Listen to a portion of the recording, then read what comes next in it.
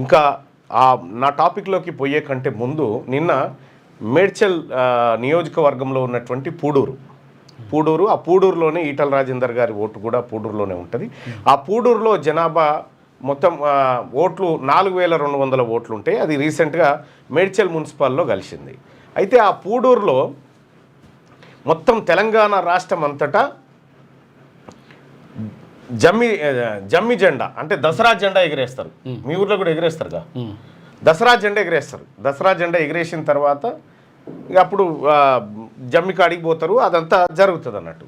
అయితే ఈ పూడూరులో ఏం జరిగిందంటే మొత్తం తెలంగాణ అంతా వేరు, పూడూరులో 200 కుటుంబాలు రెడ్ లైన్, 200 ఓట్లు రెడ్లు, 4000 ఓట్లు ఎస్సీ ఎస్టీ బీసీ మైనార్టీలై.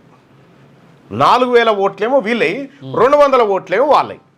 అయితే పూడూరులో తరతరాలుగా ఏం చేసిరంటే పటేల్ పట్వారీలు, పటేల్ పట్వారి పోలీస్ పటేల్ అని ఉంటాడు కదా, ఆయననే ఎగిరే అన్నట.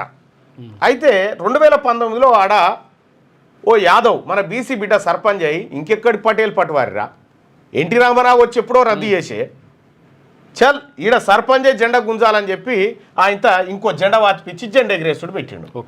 జెండా ఎగిరేసుడు పెడితే అక్కడ ఉన్నటువంటి ఏది ఆ ఊర్లో ఉన్నటువంటి రెడ్లు, ఎమ్మెల్యే మల్లారెడ్డి, ఏసీబీ రెడ్డి ఉన్నట్టుండు, సిఐ రెడ్డి ఉన్నట్టుండు, వీళ్ళందరూ రెడ్లందరూ కూడా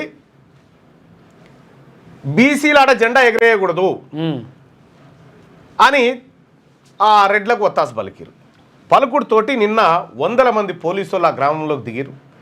బీసీ ఎస్సీ ఎస్టీలంతా ఎగిరేసి తీరుతామని చెప్పి వాళ్ళు మీరు ఎగరేయకూడదు అని పోయినసారో కాగితం రాసుకురు. ఏమని, ఈ ఒక్కసారి మా పోలీస్ పటేల్ ఎగిరేస్తాడు, ఆ తర్వాత నుంచి ఎవరు ప్రజాప్రతినిధి ఉంటే వాళ్ళు ఎగిరేసుకోవాలని చెప్పి అక్కడ ఒక నిర్ణయం చేశారు.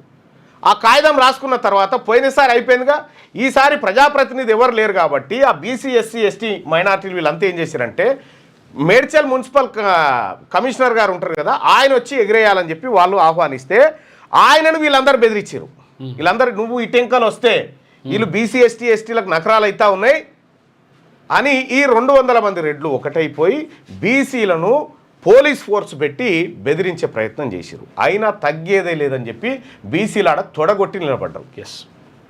తొడగొట్టి నిలబడి మీ సంగతి తెలుసుకుంటామనే కాడికి వచ్చింది. ఇవాళ పూడూరులో తరతరాలుగా నాటకపోయినటువంటి ఈ పెత్తందారి వ్యవస్థకు చరమగీతం పడుతూ ఉంది. పూడూరు ప్రజలంతా ఒక దిక్కు అయిపోయారు, 200 ఓట్లు ఉన్న రెడ్లు ఒక దిక్కు అయిపోయారు.